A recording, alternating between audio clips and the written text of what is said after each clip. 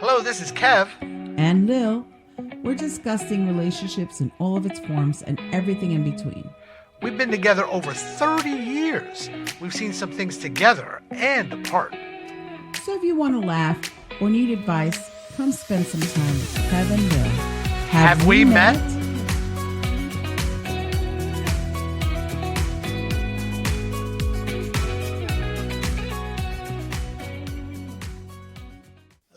Hello, and we're back.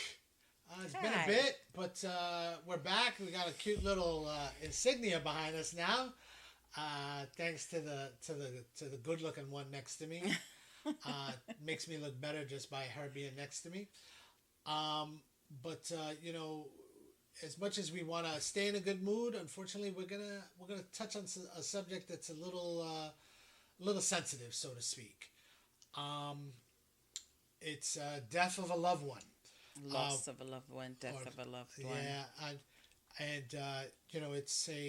it's a sensitive subject for a lot of people, and why don't you start? Okay. I just want to say that we have to give ourselves time to grieve. Everyone grieves differently. There's 5 stages of grief: denial, anger, bargaining, depression, and acceptance. We have to learn how to take care of ourselves while we're grieving as well, because we're so stuck in our grief. We forget to eat, we forget to sleep. We just don't take care of ourselves. We need to learn how to take care of ourselves. When we grieve, we have to also think about others. They're grieving with you, So you have to talk to the other people that are grieving as well. You reach out to people that that have passed through a loss of a loved one. They might have advice on how to deal with it. Also, don't forget to celebrate the life of that loved one. Of course, you're going to grieve and you're going to cry, you're going to miss them, but also talk about all the good times you had with that person, all the funny stories, and the grieving process is unique to everyone. Everyone grieves differently. Some people get over it quicker than others, and some take much longer, but we have to know the difference between grief and depression. And I think that's when you have to start seeking a professional. Join groups. Grief. What is it? Grief counseling and grief group. I forgot what it's called. Yeah, you pretty much just said everything I was going to say in all my notes. You do know that, right? Oh, sorry. Seriously. So, it feels I've had a couple of relatives unfortunately pass away recently. A few of them actually, along with an old high school friend of mine. We hadn't kept in touch, but you still feel the loss just because. I know he had a daughter. And he definitely had a brother who I heard speak during his funeral, and it starts to hit home a little bit, especially when at that age, because again I was in high school with this guy, and we're only maybe months apart in age, and I couldn't tell you, unfortunately. I didn't want to even ask how he passed, but. For some people, they feel like, oh, that's just part of the reason why you go to a funeral, just to find out. But I didn't want to know, honestly. But again, I've had relatives, I've had, and for me at least, I don't feel like, I've been a little lucky. I haven't really had anyone that close to me pass away. Your dad? Other than, yeah, my father passed, but, it's funny, I say this, and not funny, haha, of course, but funny in that my pastor passed away almost a little over a year and a half ago, and I probably felt that more than when Pop passed. We both did, yeah. He, Pastor Chuck was an amazing man. He knew how to speak to me, just and he was one of those that you just respected. You just knew when he walked in the room, you sort of straightened up a little bit, just because. And he didn't expect anything from you, other than just a smile. He was such a kind man. But the thing about someone passing, it's not it's unfortunate, yes, that someone passes, but it's what they've left behind. That's the part that can hurt or can suffer, so to speak. I've had cousins that have passed, and you, as much as you want to be there for them and so on, and you say the same old, oh, if you need me, I'm here. If you need to talk, I'm here, and I genuinely mean that. But how often do you really get taken up on that offer? Mm-hmm. But yeah, there's certain things that I was reading up on this that you should do. Of course, there are certain things that I certainly have taken up on my own when the time comes, and I try to reach out to these people when someone has passed as well. I've had recently a friend, her mom passed. Not long before that, another friend of mine, her father passed, and every once in a while I'll try to reach out just to check up on them, and it's certain things. It's those little things too, that remind you of that person when they're gone. Yeah. You don't even realize it. You could be fine up until the moment they're gone. You could be fine days after. I one cousin of mine, she told me when her mom passed, she was good. She was fine, or at least she was hurting, but it wasn't like, she wasn't totally down yet. But she said what got to her was the bottle of Pine Sol. Mm. And I don't know if she told me that she saw the bottle of Pine Sol or she smelled the Pine Sol, but whichever one that it triggered, whether it was the scent or the sight, that's what got to her, when reminding her of her mom and my other cousin, of course, and that's what got to her, and that's what made her finally break or crack, so to speak. Well, they say grief comes in waves, so you could be fine one day, and like you said, scent of something, or you see something and it brings you right back. Yeah. I mean, the most important thing, of course, is you need to take care of yourself. You try to eat well, because again, that comfort food is not just comfort food. There's a reason why it's called that, right? Mm-hmm. Try to exercise, or at least go for a walk.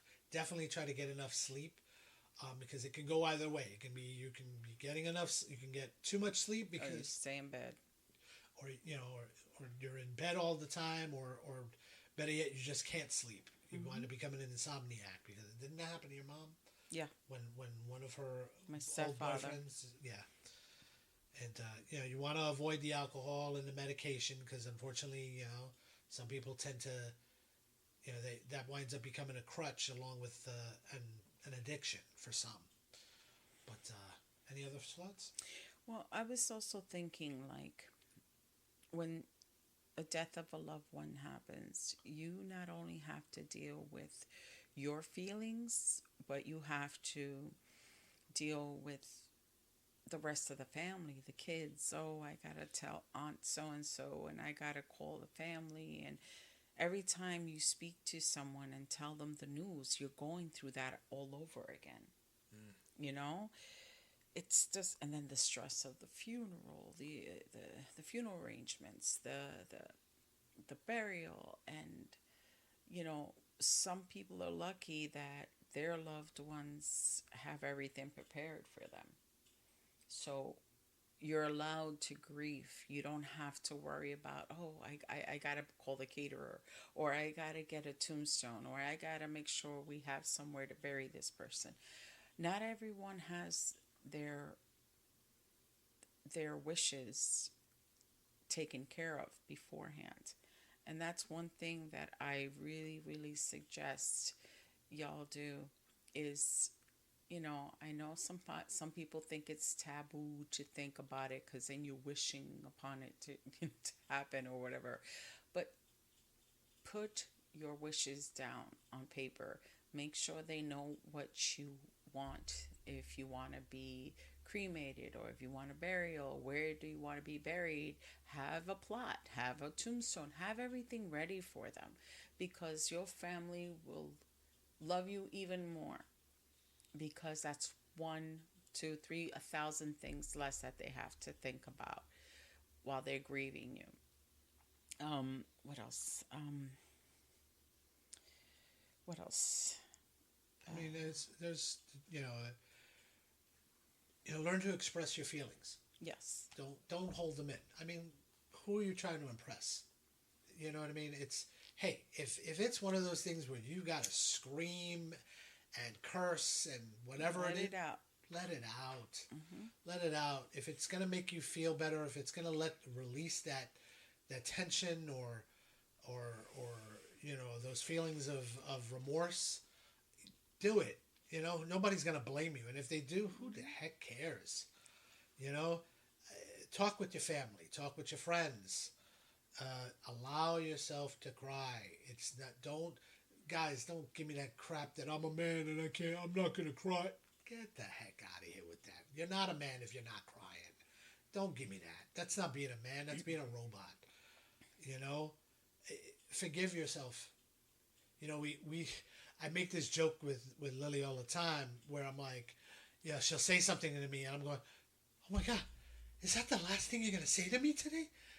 I could walk out the door and you may never see me again. And yeah, I'm doing it as a guilt trip, I'll be honest. And it works. Well, hey, you know what I'm saying?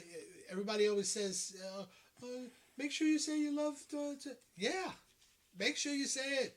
If you feel it, if that's what you are, if that's who you are, if that's how you feel toward them, say it.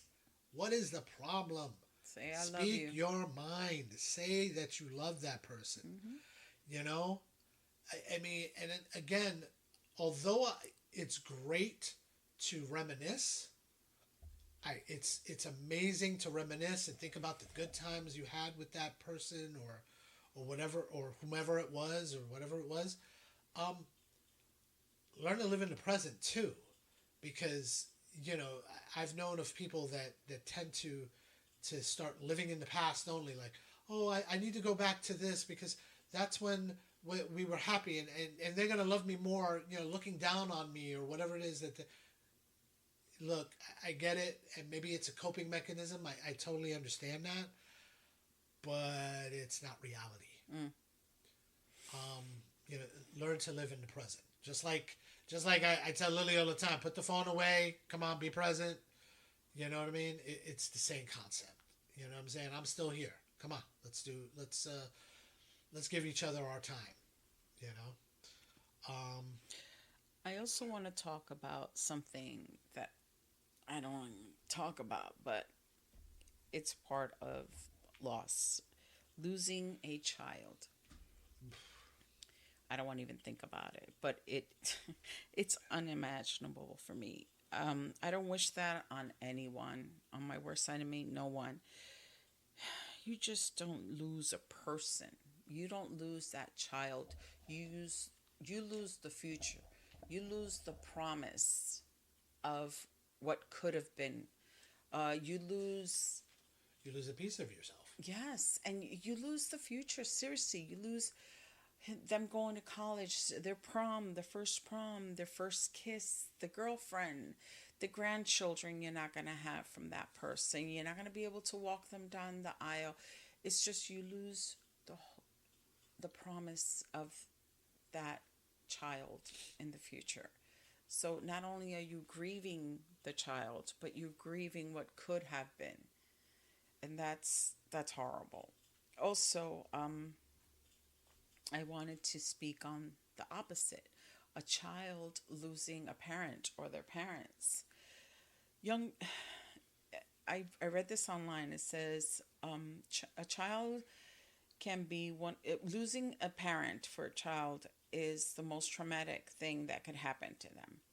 The death of a person you rely on, the person who loved you unconditionally, can leave you in an instant. Just leave this huge void in their world. In helpguide.org, I read that it's also common for young children to blame themselves for their parents' death. Like you said, don't blame yourself for that person dying. And also, as an adult, when we lose our parents, it's it's distressing, and it can also make you think of your own mortality.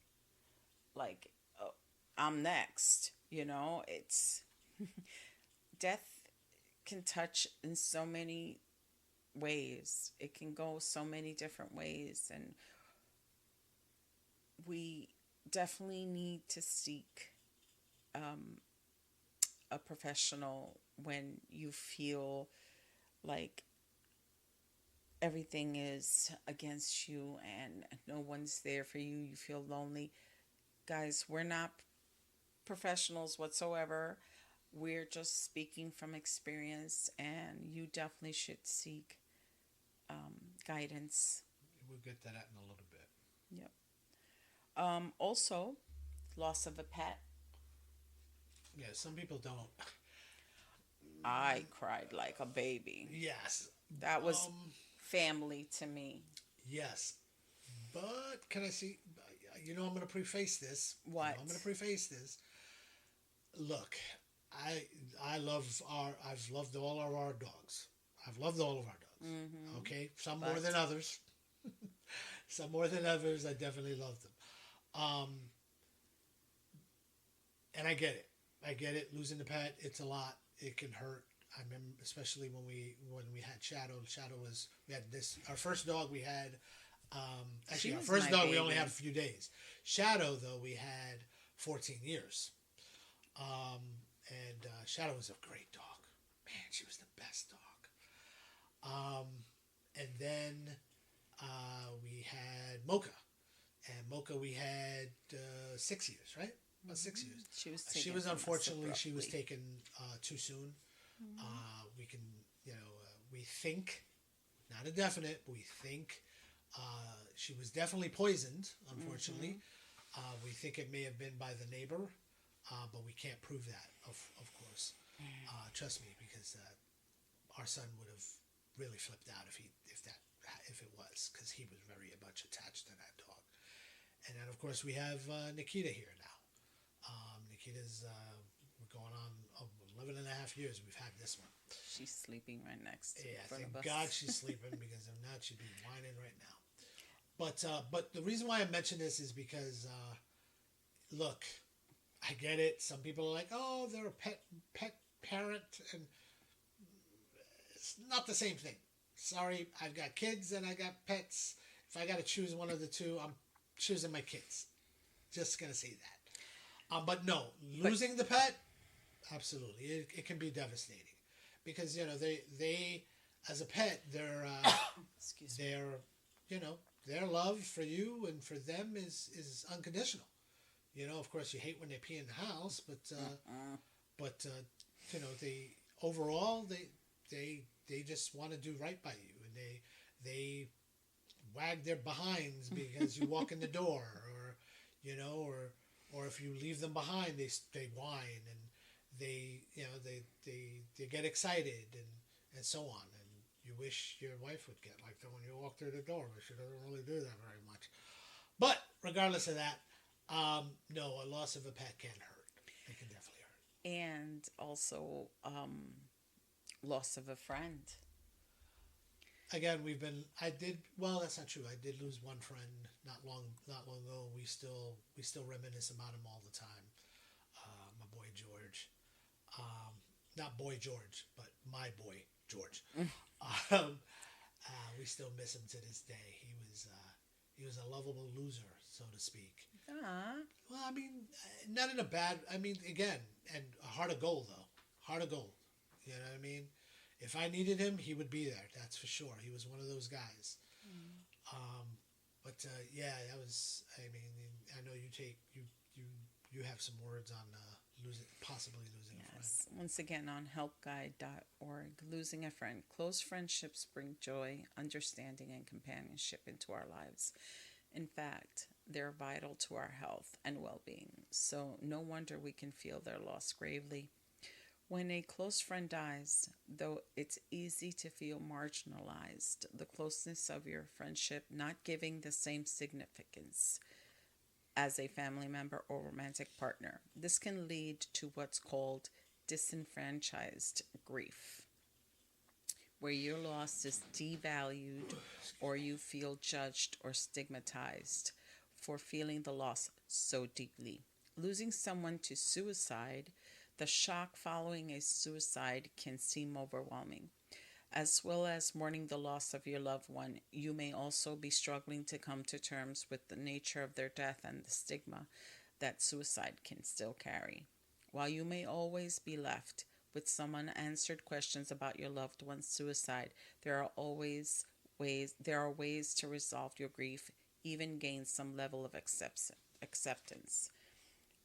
We usually, I mean, I lost someone suicide, and the first thing you think about is, could I have avoided it? Was I there for them enough? Did I give them the crying shoulder that they needed? Or I should have picked up that 10th call that they made so they could talk about whatever. And it's like we always blame ourselves, but it's not our fault. Well, that goes with forgiving yourself. Yes. That definitely goes with that. You know, and again, you got to allow yourself to remember the good times you shared. Find ways to honor their memory. You know, a lot of people say that instead of a funeral, they're calling it a celebration of life. Of life, yes. Which is a nice. And again, I don't want to offend anyone, but it's a nice twist on the thought, or you know, it's a good way. It's a positive spin on it, which I can appreciate. Yeah, some religions cry the birth of a child, and they celebrate the death of said child, or when they get older. And the rituals, so to speak, or the traditions, I guess, you know, they vary from so many different cultures. And sometimes it's not just a day, or it can be a month. It could be, and sometimes they get back together again the following year to celebrate it again, on the anniversary of it, of the death. But you know, Catholics also pray. They do the rosary. They do prayers so they can have their soul of their loved one leave. What's it called? The in between. Oh, the limbo, I guess it is. No, but they call it something I else. thought it was limbo. Yeah, it is limbo, but I know you're talking about it at the middle plane or whatever it is. yeah. I forgot what it's called. But, Catholics usually hold like a rosary service and prayer service so they could get the soul out of there and go where they need to go. There's a lot of rituals and a lot of practices, but I think the most important thing is definitely to seek other people that have gone through it, and so they can help you if you feel like you're struggling or you're falling deep in depression. Definitely seek a therapist. So I mean, so again, you know, we were going to touch on that. So there's different aspects. I mean, just remember as well, not everybody grieves the same. Just because, let's say, Pop passed away, mom may be devastated, but the little brother is like, okay, what's for dinner? I mean, not literally, but you know, it's just they're not connected as well, or again, they just grieve differently. You know, so and a few things that, you know, allow yourself to feel. It doesn't hurt. It's gonna hurt. Grief, and again, although there's supposedly 5 stages of this, you know, grief doesn't always move through stages. It can be you can be on a high for one day, and then the next day you could be in a low, and then the next day you're back to it. Could be rivers and streams and ups and downs. You don't know. Prepare for those painful reminders. Like I said, as far as the Pine Sol bottle, because it could. I know some people relate to butterflies, cardinals, and such things such as that. And moving on doesn't mean you forgot them. No. Okay, it just means that you're moving on with your life, and I'm pretty sure, although unless you that person was that person, I'm pretty sure they would want you to move on. They would want you to live your life. Because I'm pretty sure they're thinking, hey, you know what? I might not be there, but you better be spending it properly instead of just thinking of me. I appreciate it. Thanks for thinking of me, but let's get it moving. Lean on those friends and family. Focus on those who are good listeners. I tend to talk a lot. Boy, do I talk a lot. But I offer an ear to anyone and everyone. They joke at my job that that the therapist is in because the line outside my door at times can be a lot. But again, I'm willing. I offer and I'm there for them. Do you have any final thoughts? Because I do have something to touch on after. If you believe in God, search for God because it helps. It does. Reach out to God in prayer or going to church, going to groups, and it helps. At least in my opinion, it helps when I talk to Him and I say, God, why? Because that's always the question, why? Why did you have to take so-and-so? And just commune with God, and it helps, at least for those of us that believe. I just wanted to end this with, I know we, Lil touched on the therapy and the grief counselor and so forth. I mean, I don't have numbers for you, but I do want to mention a couple of things. Contact a bereavement counselor or therapist if you one, feel like life isn't worth living. Two, wish you had died with your loved one. Blame yourself for the loss or for failing to prevent it. Feel numb and disconnected for more than a few weeks. Are having difficult trusting others since your loss, and are unable to perform your normal daily activities.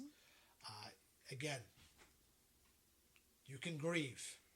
You can absolutely grieve. But if that grief is long-standing, if it's lasted more than maybe 2 months, I want to say. I hate to put a time limit, but yeah, you may need more assistance, more guidance than you realize, and there's no shame in speaking to a therapist, your pastor if you need to, whoever is a figure that you can actually speak with no judgment, of course. Just Google it, bereavement counselors. There's groups out there. There's all types. So sorry that we were a bit of a downer today, but it just felt like it was time to speak on this. And yes, we've met death of a loved one. Yes. And for those that have lost someone, God bless you. Our condolences. Our condolences as well. But you need to move on. You have to keep on going. We love you, and and for those that we personally know, absolutely, hey, I'm here if you need me. But no, sincerely, if I am here. That's it for us today. Bye, everyone. Thank you. So thank you for listening to Kev and Lil. Have we met? And here's hoping you have better relationships in your life. Goodbye. Goodbye.